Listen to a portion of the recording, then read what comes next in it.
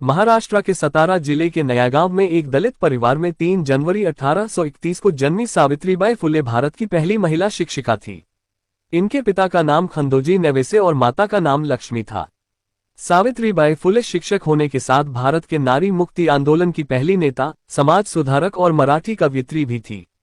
इन्हें बालिकाओं को शिक्षित करने के लिए समाज का कड़ा विरोध झेलना पड़ा था। कई बार तो ऐसा भी हुआ जब इन्हें समाज के ठेकेदारों से पत्थर भी खाने पड़े। आजादी के पहले तक भारत में महिलाओं की गिनती 2वें दर्जे में होती थी। आज की तरह उन्हें शिक्षा का अधिकार नहीं था। वहीं अगर बात 18वीं सदी की करें तो उस समय महिलाओं का स्कूल जाना भी ठीक नहीं समझा जाता था। ऐसे समय में सावित्रीबाई फुले ने जो कर दिखाया वह कोई साधारण उपलब्धि नहीं थी। वह जब स्कूल पढ़ने जाती थी तो लोग उन पर पत्थर फेंकते थे। इस सब के बावजूद वह अपने लक्ष्य से कभी नहीं भटकी और लड़कियों व महिलाओं को शिक्षा का हक दिलाया। उन्हें आधुनिक मराठी काव्य का अग्रदूत माना जाता है। भारत की पहली महिला शिक्षिका सावित्रीबाई ने अपने पति समाजसेवी महात्मा ज्योतिबा फुले के साथ मिलकर 1848 में उन्होंने बालिकाओं के लिए एक विद्यालय की स्थापना की थी। सावित्रीबाई का विवाह बहुत ही छोटी उम्र में हो गया था। उनका विवाह महज 9 साल की उम्र में वर्ष 1940 में ज्योतिराव फुले से हो गया। शादी के बाद वह जल्द ही अपने पति के साथ पुणे आ गईं। विवाह के समय वह पढ़ी लिखी नहीं थी, लेकिन पढ़ाई में उनका मन बहुत लगता था। उनके पढ़ने और सीखने की लगन से प्रभावित होकर उनके पति ने उन्हें आगे पढ़ना और लिखना सिखाया। सावित्रीबाई ने अहमदनगर और पुणे में शिक्षक बनने का प्रशिक्षण लिया और एक योग्य शिक्षिका बनी। सावित्रीबाई ने 3 जनवरी 1848 में पुणे में अपने पति के साथ मिलकर विभिन्न जातियों की 9 छात्राओं के साथ महिलाओं के लिए पहले स्कूल की स्थापना की। एक वर्ष में सावित्रीबाई और महात्मा फुले 5 नए विद्यालय खोलने में सफल हुए। तत्कालीन सरकार ने इन्हें सम्मानित भी किया। एक महिला प्रिंसिपल के लिए सन 1848 में बालिका विद्यालय चलाना कितना मुश्किल रहा होगा, इसकी कल्पना शायद आज भी नहीं की जा सकती। लड़कियों की शिक्षा पर उस समय सामाजिक पाबंदी थी। सावित्रीबाई फुले उस दौर में न सिर्फ खुद पढ़ी, बल्कि दूसरी लड़कियों के पढ़ने का भी बंदोबस्त किया।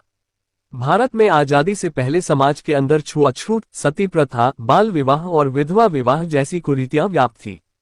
सावित्रीबाई फुले का जीवन बेहद ही मुश्किलों भरा रहा। दलित महिलाओं के उत्थान के लिए काम करने, छुआछूत के खिलाफ आवाज उठाने के कारण उन्हें एक बड़े वर्ग द्वारा विरोध भी झेलना पड़ा।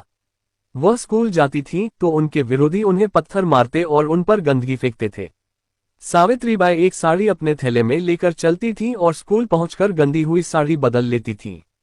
आज से 1 सदी पहले जब लड़कियों की शिक्षा एक अभिशाप मानी जाती थी, उस दौरान उन्होंने महाराष्ट्र की सांस्कृतिक राजधानी पुणे में पहला बालिका विद्यालय खोल पूरे देश में एक नई पहल की शुरुआत की।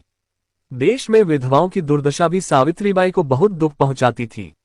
इसलिए 1854 में उन्होंने विधवाओं के लिए एक आश्रय खोला। वर्षों के निरंतर सुधार के बाद 1864 में इसे एक बड़े आश्रय में बदलने में सफल रही। उनके इस आश्रय गृह में निराश्रित महिलाओं, विधवाओं और उन बाल बहुओं को जगह मिलने लगी जिनको उनके परिवार वालों ने छोड़ दिया था। सावित्रीबाई उन सभी को पढ़ाती लिखाती थीं।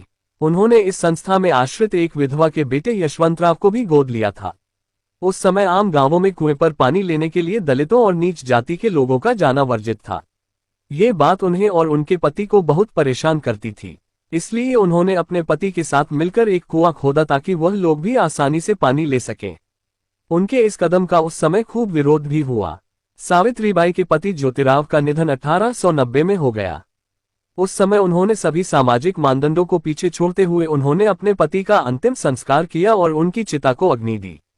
इसके करीब 7 साल बाद जब 1897 में पूरे महाराष्ट्र में प्लेग की बीमारी फैला तो वे प्रभावित क्षेत्रों में लोगों की मदद करने निकल पड़ी। इस दौरान वे खुद भी प्लेग की शिकार हो गई और 10 मार्च 1897 को उन्होंने अंतिम सांस ली। तैयार हो जाओ।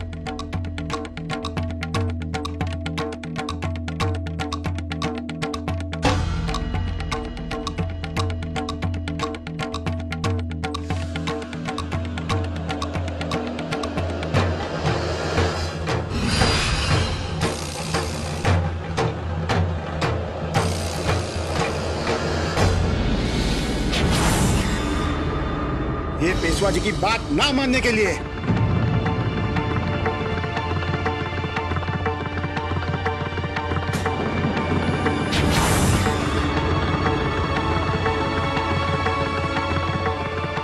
और ये हमारे धर्म के विरुद्ध जाकर लड़कियों को पढ़ाने के लिए। और याद रखना, कभी भी अकेले घर से बाहर कदम मत निकालना।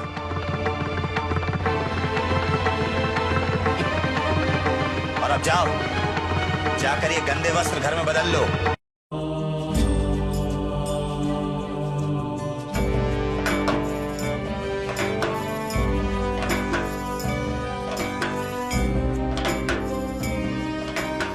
स्त्रियों को शिक्षित करने के लिए जो भी जरूरी होगा वो मैं करूं, मगर पेशवा को जीतने नहीं दूं।